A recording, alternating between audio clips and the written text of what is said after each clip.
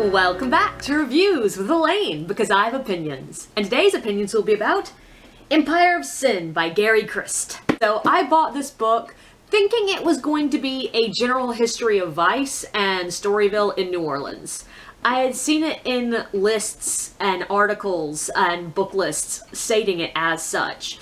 And the back of the book vaguely confirmed this, though yeah, the only actual historical figure mentioned by name was Tom Anderson. And that should have been a bit of a clue to me that this was not quite what I was looking for. But I did not guess it, and I was standing there holding this one and The Last Madam, and I ended up going with this one, thinking it would cover more variety of stories. And by chapter 3, I was already severely disappointed. So what is this book? Well, it's a story of sex, jazz, murder, and the battle for modern New Orleans. More specifically, it's a history of Tom Anderson's rise to power, his stint as the unofficial mayor of Storyville, and his fall. It also tells the related story of the birth of jazz and the early rise of jazzmen that grew up in and around Storyville. And it tells the tangentially connected story of the Black Hand and mob-related crimes happening in that time period.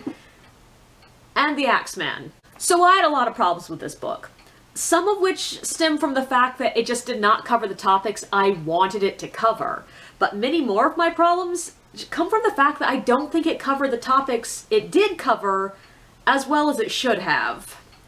So we're going to start with the fact that this is one hell of a male-centric book for a history of a neighborhood that is famous for prostitution.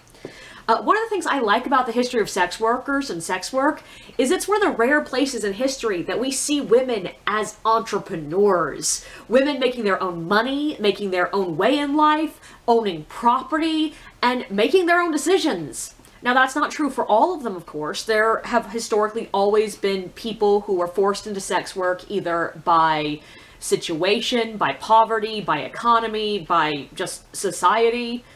But there are some amazing stories in the history of sex workers, and specifically amazing stories of female empowerment in the history of sex work. And don't get me wrong, he does mention the fact that the majority of brothels were run by and owned by women. But he spends very little time talking about those women, and almost no time at all talking about the girls who worked in those houses.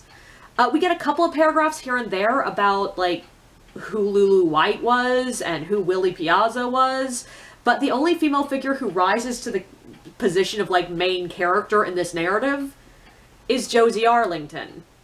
And this book focuses primarily on how her story interacts with men, and specifically how her story interacts with Tom Anderson.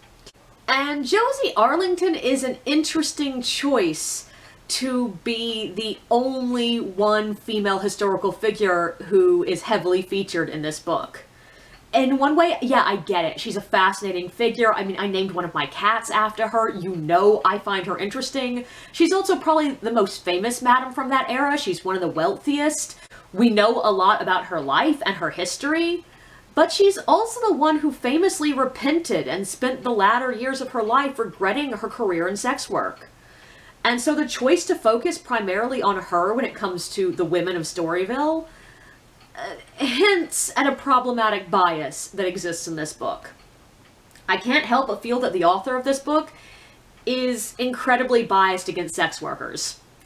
This book has a lot of quotes. Like, I would say a good 10th of the book is actual historical quotes. And I like that in a history book. Like, generally speaking, I prefer it when a huge portion of the text is taken up by actual quotes from newspapers and books and writing from the era. It gives you a good window into the actual mind of the people in that era.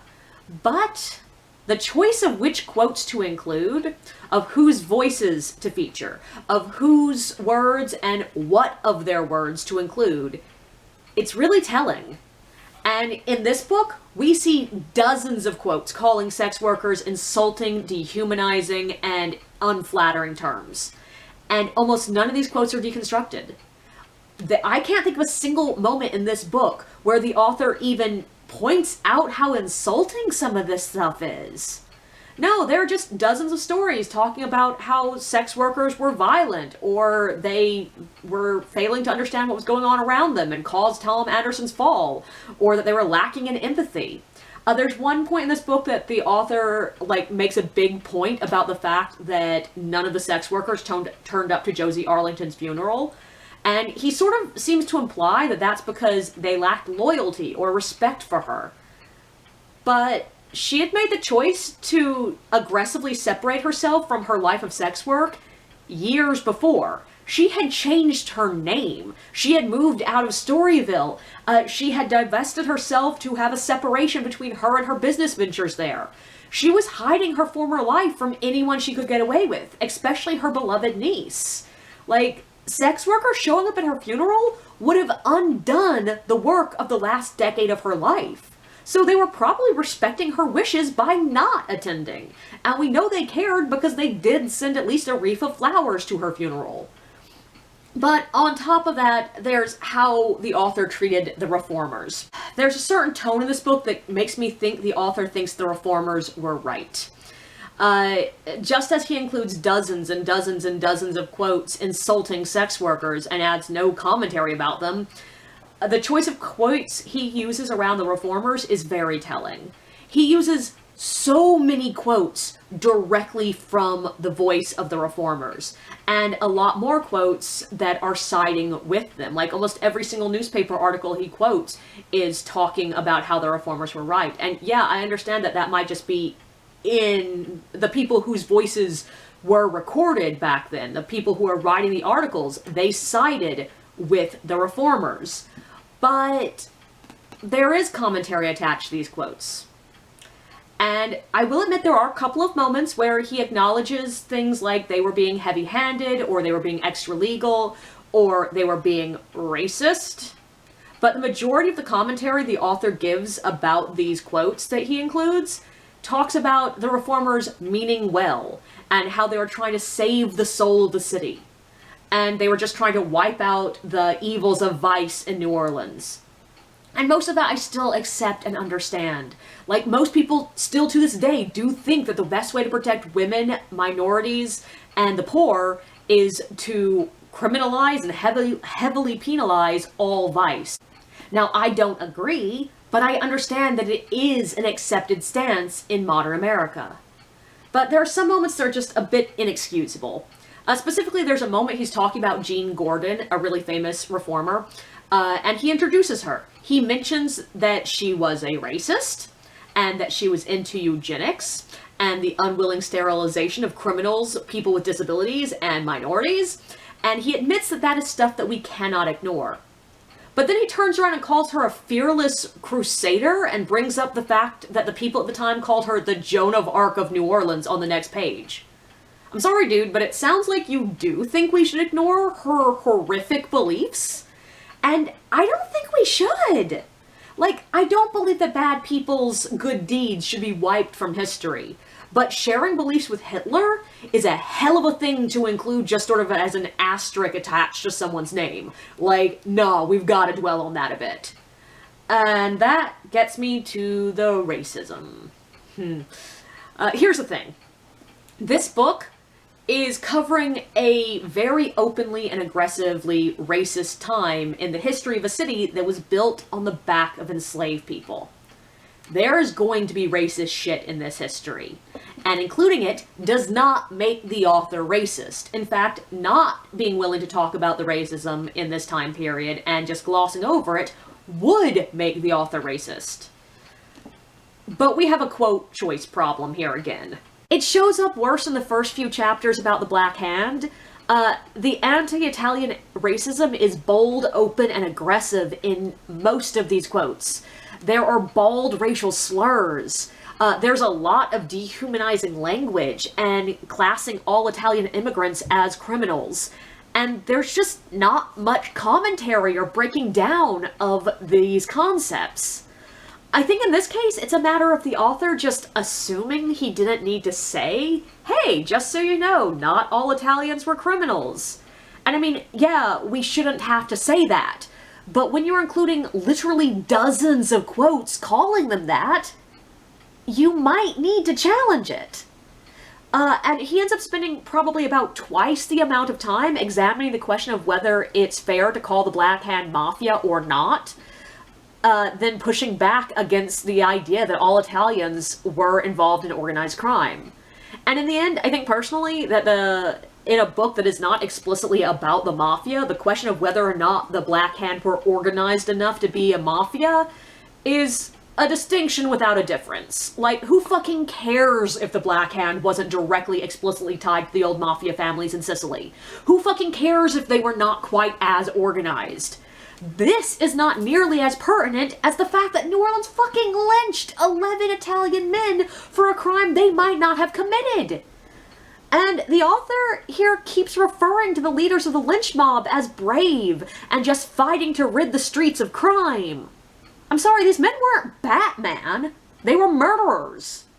I will give the author credit for the fact that in the second section about the Black Hand activity, he does take the time to talk about some Italian-American immigrants who weren't involved in the mob, but it was like one family that wasn't involved, and they remain possibly the only family mentioned in the entire book that are not directly stated or implied to be involved in organized crime. Now, I will say, in my personal opinion, he does a slightly better job of deconstructing much of the racism against black people. But I am white. I am going to miss some things. But there are still, even in my, point of view, some glaring omissions in his deconstruction of racism here. He takes the time to mention that white bands started making money off of jazz, a genre of music invented by black people. And in fact, he talks about the fact that some of the white bands were getting nationally famous, while the black bands who wrote these songs and invented this style of music were struggling to pay rent. But then he talks about how those white bands becoming famous got the black bands gigs, and he treats it sort of like as a rising tide raises all boats kind of thing, and that just doesn't seem like the right take to take on cultural appropriation. There's also an incredibly obvious blind spot he has on the fetishization of light-skinned black women. Like, he talks a lot about the fact that Storyville was one of the only places in the history of New Orleans, and especially in the early 1900s, where the races could mingle socially and it was sort of accepted. And he also does mention that the fact that the mingling was almost exclusively white men paying to sleep with black women. And he even does mention the fact that the highest paid women were pale-skinned black women. But then he talks about it like it's some weird contradiction and like, oh, who would have thunk it? It's so weird and so unusual. And I'm like, did you talk to any black historians? Especially any black female historians? Because I am not a historian. And even I know that the fetishization of black women has been part of the fabric of racism, at least going back to the colonial era. Now, beyond that, I did really find the chapter on Robert Charles interesting. I think mainly because I hadn't heard that story before, which is a bit sad considering my job involves shouting history at people about New Orleans. And this was 4 days of terrorism against the black citizens of New Orleans, and I'd never heard of it. But the important thing is, those are the things I noticed, and, I probably do have biases too. I'm probably missing things, so, ask other people for their opinion here too. But there are also just a couple of things he was downright wrong about.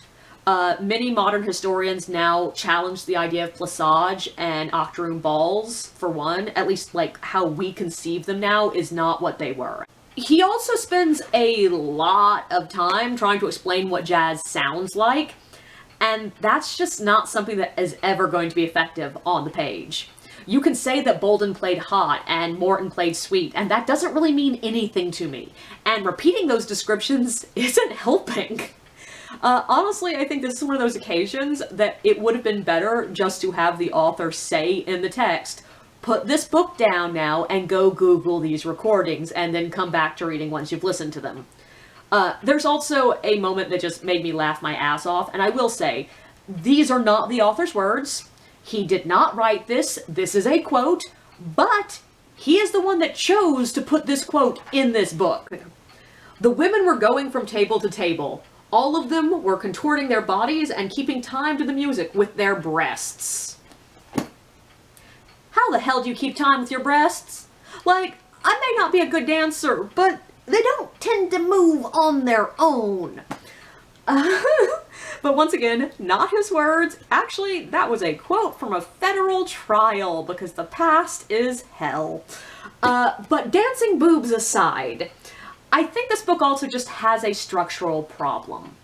I'm not really sure that the three narratives, the story of Tom Anderson in Storyville, the story of Jazz in Storyville, and the story of the Black Hand, I'm not sure they actually work together. He tries to use the Axeman as a bookend to sort of tie the three threads together, but it doesn't really work. The only real connection the Axeman had to Storyville was through Jazz. And the Black Hand? Yeah, the author tells us about a couple of shootings that were probably Black Hand that happened in Storyville, but that's a tenuous connection at best. And there's also the fact that the reformers were fighting both. But they were also fighting for better education and infrastructure, and the author doesn't spend chapters talking about them.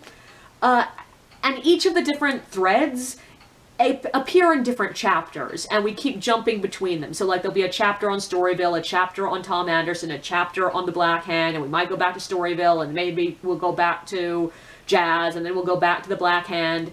And it made it feel like we were jumping between three tangentially related stories that may or may not connect at any given moment.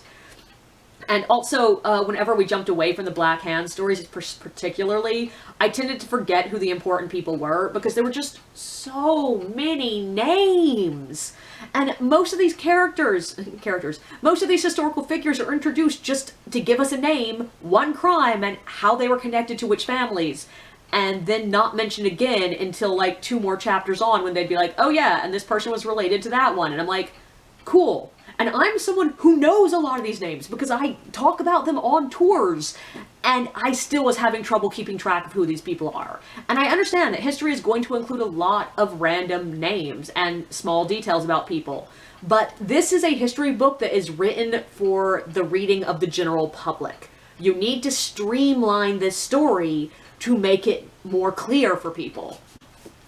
But, I mean, I don't regret having read this book. There were some things in this book that I downright did not know, or didn't know all the details about. I realized that I may have been getting a name in my Axeman story on my tours wrong, though sources vary once I've looked it up, so I'm still not sure if she's Anne or Mary. Like, I don't know. I did appreciate the fact that in the end, the author acknowledges that all that vice and sin that the reformers were fighting so hard to repress was actually what kept New Orleans alive, and also what gave it its flavor. I am very impressed with how much time he took making it very clear and explicit that so much of the reform movement was less about vice and more about racism. I also do find it sort of hilarious reading historical quotes that read almost exactly like the locals who bitch on all the New Orleans Facebook groups. I would also like to just say, I don't tend to read a lot of historical books. Or history books, that is. Because I'm an intensely judgmental person when it comes to history. Things that I will easily excuse in fiction, I will not excuse in history. I expect perfection. And history is hard. Historians are constantly discovering new information. They are recontextualizing and reevaluating biases. No one is going to get everything right. There are no perfect history books. Ultimately, I do think a lot of my disappointment here was my fault. I just assumed that a book about the history of Storyville would include more women's history. But, I mean, there were signs all over the cover that that's not what this book would be. The eponymous Empire of Sin? That's Tom Anderson's empire. He was the political figurehead of Storyville. He owned stakes in a lot of it and had monetary possession of a good bit of it. And he's the one that kept it alive so long. There's also a picture of him on the spine of the book, and his name is the only one mentioned on the blurb on the back. I should have known that this was not going to be the book I was looking for. And I mean, it's not fair to be mad at it for that, because, like, Tom Anderson is an interesting and important figure. It's just, ultimately, I bought the wrong damn book. I should have bought The Last Madam. So keep your eyes out, and you might get to see my opinions on that one, too.